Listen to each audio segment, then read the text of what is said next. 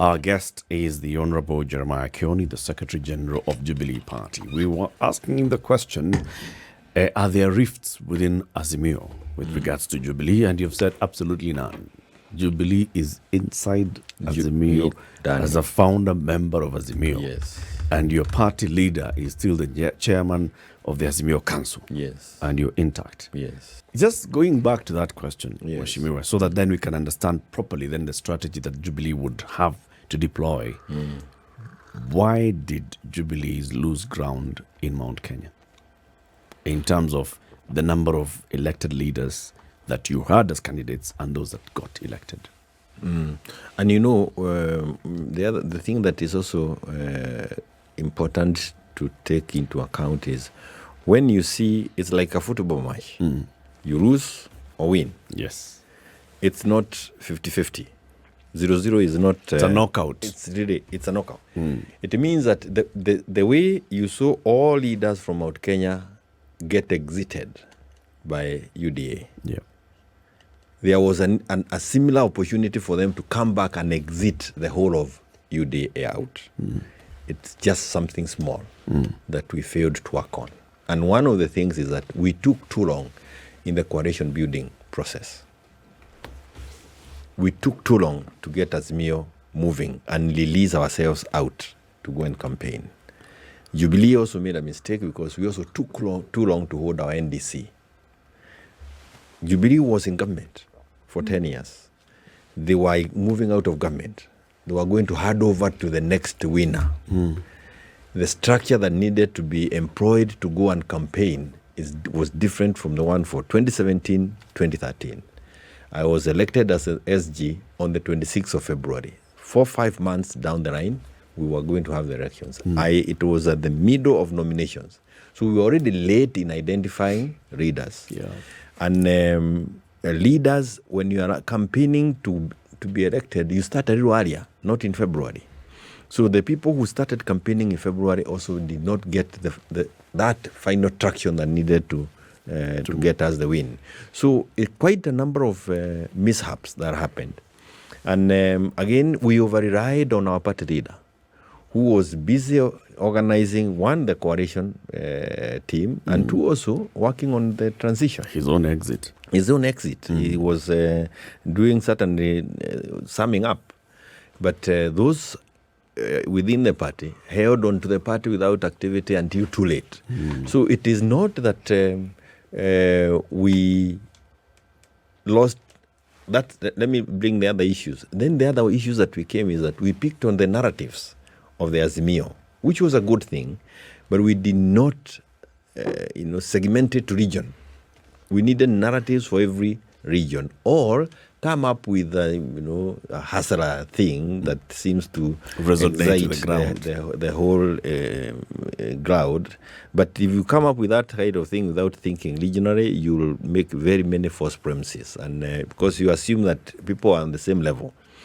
So we agree that if we had organized ourselves, if we had just 3 more months, or we had started 3 months earlier, like November, October of last year, we will not be where we are in Mount Kenya region. And it tells you that the ground is still available. People are still there. And as we move around, you also hear, and I say this again, remember I did this? Yes, because I don't want to bring this here, but as we continue, I have been engaging people from different counties, constituencies, and especially MCAs. And they can tell you how they lost. There was a clear mishandling of the elections by IEBC and others. There was a steal. That steal happened because also as a team, we didn't quite get it right in good time, but not because we were not popular. I admit this. And that doesn't justify the steal. Our agents, we really didn't handle agents well, and especially Azimio agents. Our legion did handle it well. That does not mean that the other person had the authority to steal. No. Because like Mother has said before, if I leave my door open, it doesn't allow you, it does not tell you that you go walk in and steal. But we didn't have our agents, at least to stop these fellas You didn't have who have, we didn't have a door. At least to stop these fellas who have, that inclinations to steal anyhow, irrespective of whatever, because they stole. I am telling you, and yet you could not prove it before the Supreme Court. No, we tried, and Your it party became leader is now hot air. promising to release the dossier in coming days. If you have a dossier, why not just unleash it? Do we really want to have this discussion? Because my views on that particular subject will be different. They'll be incendiary. Let's move on. Yeah, we want to move on because it is what they call the hot air. Yes. But let me say this. Even as we move on, yes, it is those kind of movements that can cause us to lose a nation. Because if we cannot rely on our institutions, IEBC is so crucial in this country. And those who have not been with us long enough would rather know this. 1997, the reconstituting of that was the Independent Electoral Commission or something. It was, yes. With the IPPG and the rest. That is a journey that we have had for the last almost now 30 years, shy of maybe 4-5 years. And playing around with that institution will make nonsense of all other institutions that we have, including our constitution. And the fact that we got to where we are with IEBC, we should make sure that we handle it very nice, carefully going to 2027. So while we do not want to deal with the maneno of 2022, that institution needs to be handled very carefully. It was found wanting, even 2017, 2022, and now we can see the manipulations that are going on. We need to be very, very careful. I want to say that if you see, gentlemen and lady, I have been in these elections, and it is not in every election that I have had agents in every of the polling stations in Daragwa. I have come across pastors who say, you didn't have an agent there assigned for you. Why? Because you have an institution you can trust. If people come and vote and the votes are counted, you don't need a person inside there. But the IBC is making it look like you need to have agents. How many Kenyans can afford to pay agents in a constituency and they have leadership qualities? Very few. It's a very costly affair. So what we are now making is that we are going back to where we had only the big names in this country of Matibas, Karumes, Michokes, people with chains of hotels. They are the ones who could run the management of the affairs of the country because they had the money. But we were saying in our constitution, we are recognizing that leadership is still outside money. Other people can lead even without but that's where we are now going back. And since we don't have, allow me to just, and since you don't have the money, you have to rely on somebody to give you this huge chunks of money. When that person gives you that chunk of money, you become a slave. Yeah, you're beholden to them. You are lost. And that's the kind of scenario that we have now, currently. You can't say much about those in Kenya Kwanza. If they want to say anything against William, they can only say it in whispers. Or they can only have mob behavior, like it happened with Yara. But they cannot, none of them can stand up and say, hapa, atuedio safari. Electoral reforms. I think when we talk about electoral reforms in this country, the body that then is tasked with making sure that elections then are carried out in a manner of integrity and authenticity. Electoral reforms are needed in this country. Nobody can deny that. And I think that a perfect opportunity for people to come together and coalesce around this need is being lost. The question, though, is, had Azimio won? Everybody's here today and we're talking about electoral reforms. Had Azimio won, would Azimio today be insistent on electoral reforms in this country? Because win or lose, the electoral reform issue is a big one. Would Azimio be speaking in the same manner about electoral reforms had the win been in a different direction? If I say yes, it's like having that butterfly in my hand. Whatever way I answer, one will say you said it because you are in a different place. But let me say this. During the 5 years of Jubilee government, the Jubilee government was always labeling with the issue of the commissioners. And you see, even the appointment on 4 took too long. It was done almost towards the end. It was the last moment. And really. it was another mistake that was done. Because there were those who were saying, we need, these petitions are already here. Let them be processed. Remove the commissioners.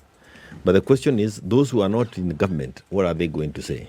You have removed commissioners so that you can organize to win 2022. That fear by the president himself, because he's the one who kept cautioning, said, we will be setting up the country for failure. The hesitation, that cautiousness also costed costed us, whatever it costed us 2022. But the need for electoral reforms was apparent during the Jubilee government. It was clear that even after winning as Azimio, something needed to be fixed within IEBC. Because what we were looking for under the constitution seems to be elusive. But again, every time you put proposals on the table, it becomes very difficult to agree. And my take was this then. The only way to come up with electoral reforms is to immediately you get into office, before people become emotional, call people around the table and let them come up with. And before there's anything at stake, like now we don't know who are going to run 2027. So people are likely to debate the issue without being, partisanship coming into the play. And I know this may be happening now with the UDA, but you can actually see the approach is not come we discuss, it is my way or the highway. And that is where the problems are coming in. So I want to agree and say, yes, would have addressed the issue of reforms. From where I stand and sit, I would have wanted reforms done, but very early and with everybody around the table. Not one way because you are the executive. Because it's a very tricky thing. Do you think that the body is independent? Independent because Or just by name? I stands for independence. But independent because it can be independence if the individuals decide to be. If you play the whims of the executive, then you lose it. That is, there is enough, not enough, there is adequate provisions, room for them to become independent and to, demonstrate it to Kenyans. Because, like, for example, what did they need to do during the 2022 elections? Open these servers. You need to operate like you have this studio with this kiosk. People can see. People can see. That's all IEBC needs to do. Because they need to win the trust of Kenyans. It is the trust that we don't have. But when they continue saying these servers are operated from Venezuela, we don't have rights, we can't open them, that alone tells Kenyans, kuna kitu imefichwa. So it is upon the commissioners to work and ensure that they win the hearts of Kenyans today. And of course now, unfortunately, the executive needs to allow this to happen. This executive have decided that they are the ones going to manage the IBC, reconstitute it, kill it, reconstitute it, do everything. Then to 2027, any person in IBC will have a lot of difficulties proving to any other person that they are not working on behalf of the executive. Because this is a one person. You can see the way the tribunal is being appointed, the way Bunge is moving. You move the document on the floor, approved, tribunal in place, suspension comes, Actually, before I even ask that question, because how is this tribunal formed? Is there a process to it? The president has the prerogative of appointing the tribunal. But again, if you wanted to see the way you exercise the power that has been given to you wins the confidence of others. If I were him, I would have asked for names. It's not for me to sit behind and pick names alone. But I'm sure he was offered names. The reason where I'm going with this is whenever we look at the ills of our country, now we're talking of IEBC, we then segment and stratify the blame. So we say it's parliament, it's this. But these independent institutions were set up specifically for that, for a check and balance. Now, you have a parliament that has chosen to work with the executive. You've been in parliament. I'm saying they have chosen because unless someone can tell me these members of parliament are forced to comply, they choose to be complicit. For the longest time, the judiciary was blamed. and they said they are the bottleneck. And yet, from where I sit, the judiciary is making huge strides in actually following the rule of law and doing what they're supposed to do. Until the hot air. Yes. Up until the hot air, they were doing really well. Then the hot air thing, one wondered, God Almighty, what exactly do we have here? They still But did the right thing. Wild goose. Go on. actually, what they did is what they did. I'm not moralizing and saying it's right or wrong. I follow Mother Karua's lead. I will comply with what they say, but I will disagree with it. Yes, I may not necessarily agree with what they said, but they are the highest court in the land. And if they make a pronouncement, then that is it. The point I'm making is this. When people accept to be complicit with certain things, and our members of parliament certainly do, why do you blame the executive? Why should a finger be pointed at the executive? They're politicians. They've seen a gap and it's available. And it's something that they can acquire and something that they can get control of to make their work easier. Why shouldn't they? If you have a judiciary that again is that way inclined. Around the world, what is happening in Kenya happens. It just so happens that we are there are countries where people have gone to a point where they understand the need for this check and balance. So they will refuse. They will say, no. That we will not do. In our case, when that particular approach is made, they seem to say, yes, we will comply. You've brought a very important thing that I tried in Bunge, and I agree. Parliament has not been able to do what is expected of them, and they occupy a very important role in the management of the affairs of this country, including ensuring that these institutions that were meant to be independent are independent. Yes. And there is something that we didn't finish it. You cannot be dependent if the resources that you're supposed to use are not given to you. And that is something we missed in our constitution. These independent commissions still report to departmental committees of parliament. For you to get anything to the departmental committee of parliament, you must come through a CS, a PS. So we give them the name of independence, but we denied them the instruments to manage the institution. And I said this, and it is in the reports that we filed as a CIOC, Constitutional Implementation Committee, said the thing that we need to do, and I told Muturi, but he refused completely. We need to form a committee of parliament to deal with constitutional commissions. Yep. So that they report to that commission and their budgets, the budgets, in fact, it can be a select committee, but the budgets are managed by that commission. So that then the individuals who are brought into that committee must be members ranking, not in terms of the number of times you've been in parliament, but ranking because you have a head or something. Because it's a wing. It's a wing that was formed in the constitution. Independent commissions, including constitution offices, were put in the constitution because we could not entrust the executive with aspects of our management. Yep. So we needed a committee in parliament that is above ordinary, influences. And I want to confirm that in Bunge, many those things happen, and unfortunately. So you need individuals who can, like they do in the US, where they have the intelligence committee, where you are vetted by even NIS of that country. They come and say this is a person of integrity, he can serve there. He is better than a CS. He can be able to keep the secrets. Those are the individuals who need to manage a committee of parliament that oversights the independent commissions. And the budget, they are the ones who lobby for money for them. Then these individuals will stop answering to telephone calls from CSs.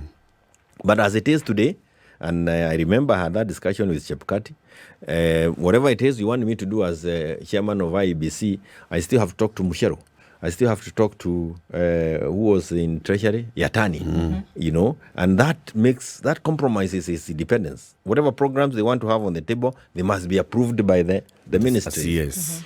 And it doesn't mean that I am happy with what Chebukati did. No, but that is a point that was clear. It is in the reports of Parliament, and we even proposed that in the standing orders that a committee be formed. And until that is done, this aspect of independence is going to be a tall order to get from these constitutions. Another time for a break. 9:30. This is Kenya's biggest conversation. The Honorable Jeremiah Kioni is the Secretary General of Jubilee Party. We're talking about maintaining the role of the opposition as a minority in the House, but having sufficient voice and muscle to make sure that you're holding government to account as Parliament. The leader of the opposition, Raila Odinga, is calling for demonstrations.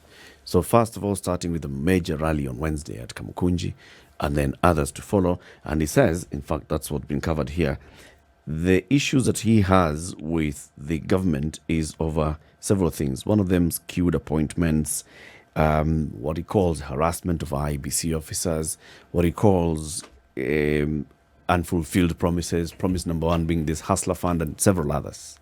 And he says, we want to have a conversation with the people to hold the government to account. Whereas there's also holding the government to account through the avenues provided, halls of parliament, for example, as all the members of Azimio in the National Assembly, all the members of Azimio in the Senate, and in the county assemblies as well, the role that they should play in this. What is it that we should be hearing? So let me just pose the question for people to call in 0719-012-600. Yes or no to protests and demonstrations as being called for by Raila Odinga? Yes or no? Do you say yes or no to demonstrations that are being called for by Azimio leader Raila Odinga?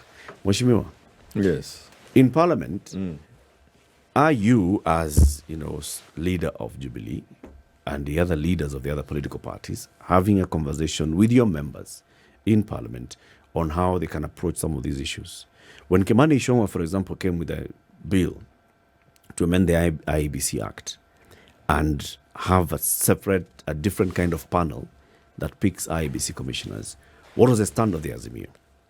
When it's going to before Senate now, does Azimio have a stand on this? When the petitions were brought before the National Assembly for the removal of the 4 commissioners, apart from walking out, did Azimio actually have a plan and a strategy? What's a plan and strategy for making sure that the Hustler Fund works and all the other promises that the government has, Kenya Kwanza promised to the people, that they actually fulfill them in the House? On all those issues, we have had a start. And like you talk about on the issue of the Sheriff 4, is that what? Yeah, the Sheriff 4. Certainly that removal is in bad taste. It is actually the chairman who was found wanting by the Supreme Court, not the other 4, and the issues that were canvassed for in the petitions, because I saw the petitions, and they are not issues that are still issues that were brought before the Supreme Court, but the Supreme Court didn't find them worth of mention. They found it necessary to caution Chebukati in the way he had managed himself. So you can actually see here the executive out to punish those who did not agree with their win for the reason that they publicly questioned that still. When you talk about the amendment to the IBC select panel, again, we have said it before, that it is not right for the executive to just bring a panel that answers to, because you talk about the religious group, you can see they were together with the religious organization, they talk about, they are really reducing the presence of any other group other than those whom they agreed with, and we objected to that. So I think in terms of to what extent was the objection? That's where I was coming to. Parliament. That's what I'm coming to. You see, the starting point of Kenya Kwanza was to steal our numbers on the floor so that you don't vote down anything they bring. The next thing was to ensure that even when the pronouncement by Wetangula that we belong to the minority, that was not enough. They went to get our members so that on the floor you have a minority. But it's really a minority, certainly a minority that should be heard, a minority that should be heard loud enough. And that has not, they tried their best. We want to say that they should do more. What we had a meeting recently in Mombasa as Azimio, and we agreed on coming up with a technical team that can help them with the research so that they're able to articulate issues with facts on the floor. But there is also a point I want to bring out that is a reality with the current setup of Parliament. And this is a Parliament whose opposition is always going to be very weak. When you have the leaders of the leaders of the political parties outside of Parliament, where you appoint peers to become leaders of that front on the floor, anything that you say doesn't get the same momentum. And that is why, again, during the previous Parliament, we had proposals to ensure that number one on the nomination list is the presidential candidate of that party, or the deputy presidential candidate, in that order, number one, number two, so that if they did not win the executive, they found themselves nominated as members of Parliament, as members of Senate, so they can lead opposition from within. The issue of meeting and then bringing out opposition on the floor, yes, we'll try it. But there are times you need to think on your feet. Issues have been brought by the government, and there's no time for you to call a PG and agree on an issue. You need to think on your feet. You can only leash to your party leader or your leader of the party through the phone, or maybe through a text when you're on the floor. And that doesn't help the whole group to rally behind an issue. It is only you who is being told this is the bit and we have done this before. And it's not an effective way. So for as long as we remain with this structure of government, and especially within Parliament, it is not going to be useful. That is why both of us, both grouping, Kenya Kwanza, held it that they can actually bring the members of the cabinet to the floor to defend the government on the floor, answer questions in Parliament, even if we have not changed our form of government. And we said it is not possible. For us, we had proposed an amendment to the Constitution to ensure that we have, we have members of Parliament being appointed into the executive without resigning like they did. And that would allow the members of cabinet to come to the floor. In the process, you will bring the leadership of political parties, and you bring substantive opposition to issues. And Kenyans can then be able to understand why are you saying no, because there is you cannot appoint me to become the leader on the floor, and Kenyans outside elected somebody else or they start recognizing what you are saying. No, they have their leaders whom they have seen over time grow, and those are the ones they will always respect when they say it. And that is the difficulty that we have with the opposition. When you are in the majority in the 12th Parliament, your leader was in State House.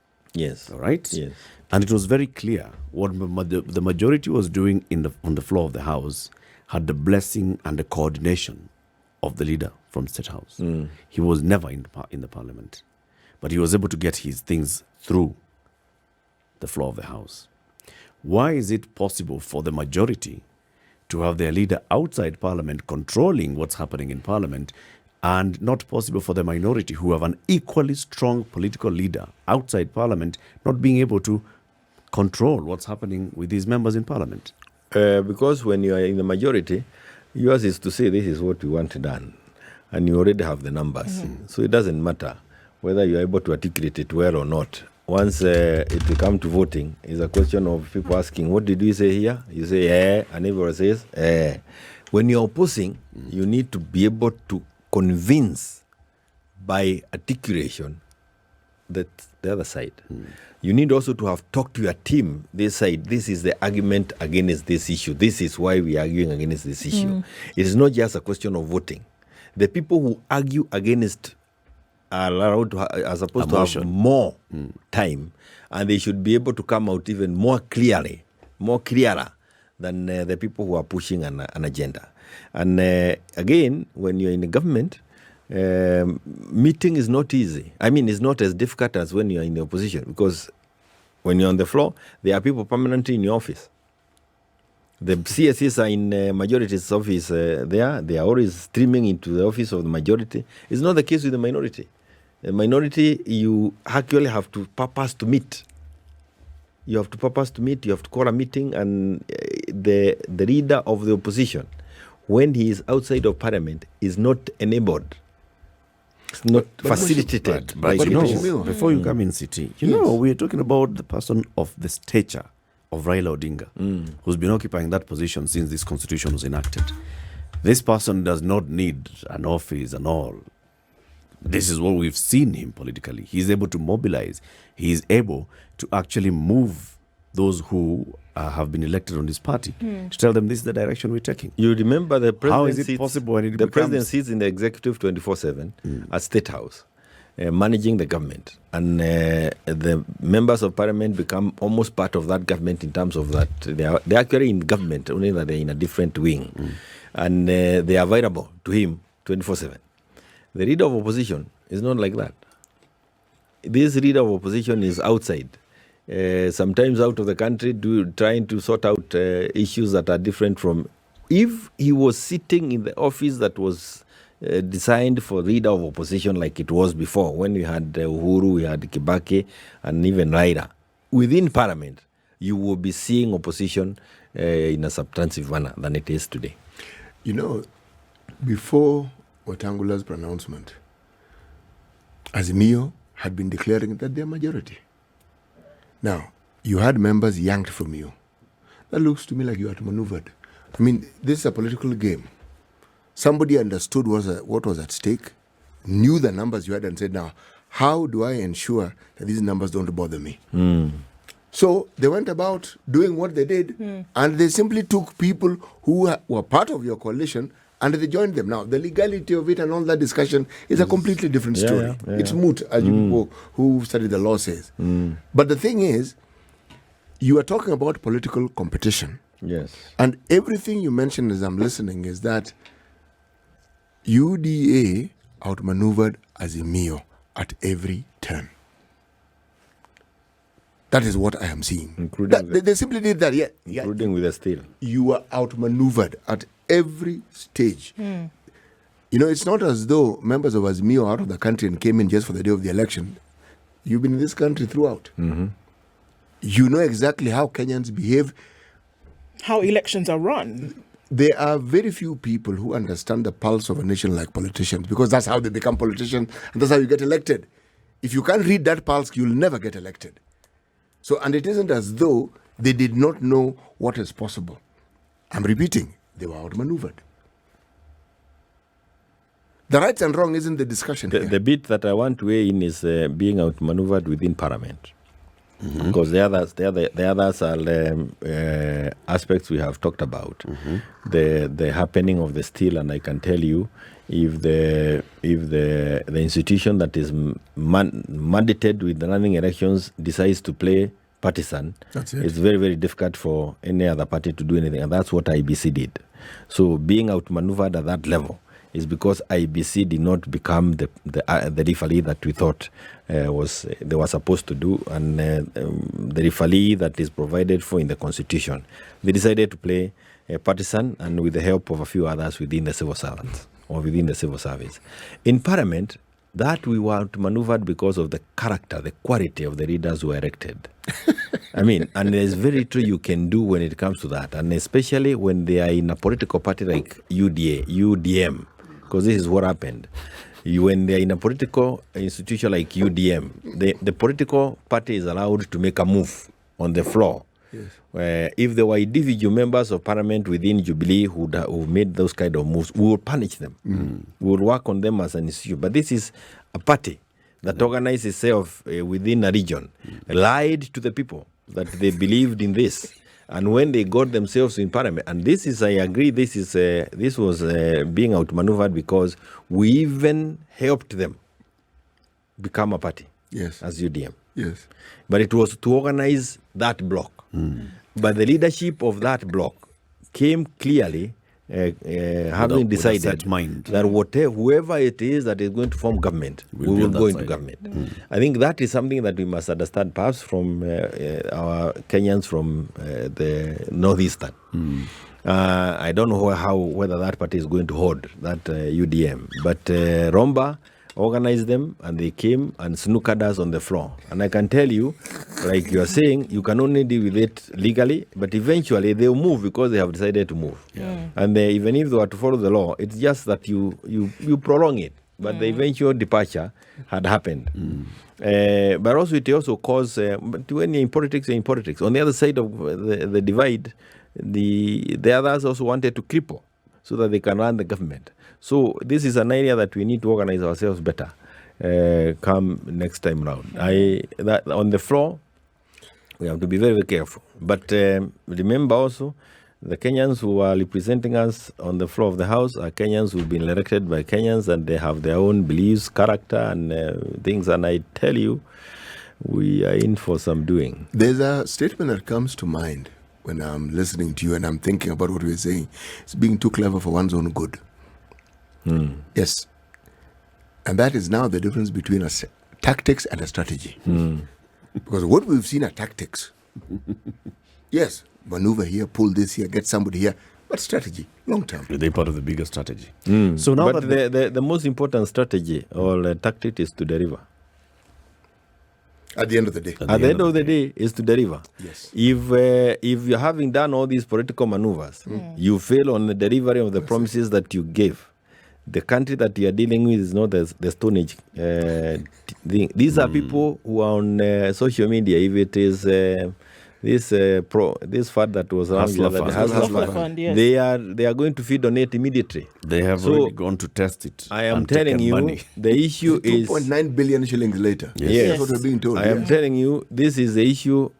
All those maneuvers, if you are not able to deliver, you are done. And the maneuvering became easier because of dishonesty, and especially on the kind of promises. We were too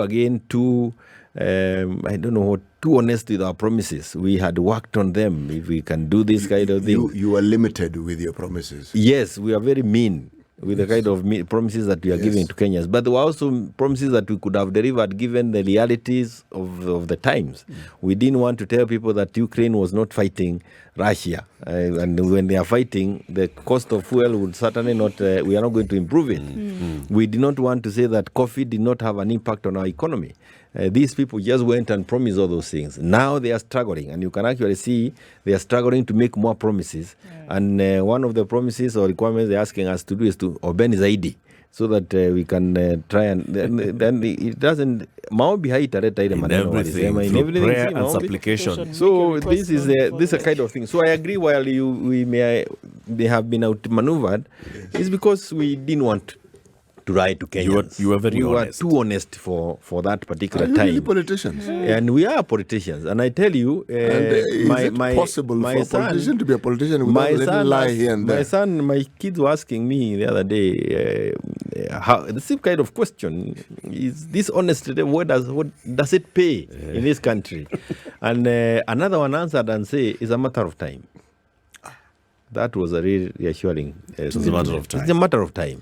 So I can tell you, it's just a matter of time before all these things come crumbling. They will come crumbling. Our party leader has listed. Yes. And you see that the list is beyond protest. Rallies, we are going to have them. And all these things, we are going to consider them. You can actually see now we are going to. You promise this. The deliveries.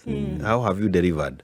And those rallies like I said, will be talking to him so that he can be able to share or help us through his thinking. Something disconcerting though is that you, as a key leader of a constituent party of Azimio, do not have a plan yet from the leader of the Azimio on what these rallies will constitute on the project going forward. I mean, 2 days before the rally, if the Secretary General of Jubilee does not know what these rallies are all about and what they are expected to achieve, it's a big issue here. There he would need to, they need to do more. I want to say that because we have our party leader, the former president, but they must appreciate that he's also very engaged. So their secretariat must do a little bit better. But again, as I said, I will engage the party leader Azimio immediately after this, because that is something that we need to fill in so that we don't allow that to play. Yeah, but your deputy chairman is the chair of the, what is it called, that committee of Azimio. Yeah, so that we don't allow those things to play out into the public. Yes. Kuna ile unaweza funika na ingine haina maana ya kupabana kufunika. Ile ukweli ni kwamba we want to be part of these ladies. So we want to understand them more. And there's one call here from Amani. Amani, good morning. Good morning, Eric. How are you? Very well, thank you. I know time is running out. Are we allowed to comment? Yes. I heard you say something like that. A quick one. Okay. My question is, yes, protests are allowed. People can go and picket. That's okay. However, the merits of the protest are the issue. If it's Chimera 4, that is really a lot of hogwash coming from Raila and team, simply because in the past, Raila has been at the forefront of throwing out practically every single IEBC commission. So he's got no moral ground to argue that others cannot do the same. And they're doing it actually legitimately in terms of they're following the law. And the tribunal is there to decide or to make a judgment on whether, there's merit to it or not. So really, I don't see that this protest, if it's about the Chivera 4, is valid at all. In fact, the government should just actually block it. If it's about the Chivera 4, because the tribunal has been said, due process is being followed, and so it should not be an issue. If they want to protest outside the tribunal hearings, as people do in the law courts, that's okay. But it's not a matter of, you know what, this is illegal, this is unconstitutional, that must not arise at all, because that'd be a big fat lie coming from Raila and team. I hear you. Thank you, Amani. Thank you. Bye. Amani anataka kuleta maneno mingi. But on the issue of IEBC, like it has come out, and we were saying the issues of electoral reforms. There is need for electoral reforms. How they are carried out is very, very important. Remember this, and this is an issue that we have belabored since 1992 and even in the 80s. And every other time, a solution has been put on the table. And the kind of solutions that have been put on the table have helped us to move on, but not, solve the issues for, in a permanent manner. IPPG came, the issue of Kevoito. I don't see the difference between Kevoito and Chebukati. They actually cut from the same cloth. But how we resolve the issues within IEBC is what I would personally be keen on, in terms of, can we have everybody around the table on an equal basis, because this is a referee for those in government, for those outside government, for those who will be in government tomorrow and those who will be outside today, the day after. Let's pick a final call from Joel in Kericho. Good morning, Joel. Salama sana Eric, habari ya asubuhi. Safi sana. Sasa hii kitu ya Raila Odinga kufanya maandamano, naona waachane tunayo. Kwa nini? Kwa sababu vile vitu tunapitia kama Wakenya saa hii Eric, ni ngumu sana. So tafadhali, kwa sababu unajua looters watateka advantage ya kuumiza raia bure, na polisi nao wako hapo, hawezi hurumia watu. So tafadhali, waachane nayo kabisa. Hiyo msao tulia kabisa, waachane na hii kitu. Hii kitu imemkataa, akubali na waachane nayo. Imeenda. Asante sana. Hii ilishaenda kitambo. Well, Joel. Joel. But as I said again, is that you see, these are rallies. There are two things: there are rallies and there are demonstration. And processing. So I am certain in the coming days it will shape up to be what will be useful for the country. Jeremiah Kioni, thank you very much for joining us. Always a pleasure having you here. Thank you for the opportunity. Thank you as well for tuning in to Kenya's biggest conversation, The Situation Room. The Honorable Jeremiah Kioni is the Secretary General of Jubilee Party, a party that is a founder member and a constituent member of the Azimio la Umoja One Kenya Coalition. Wamesema hapo wabanduki. Hatutoki.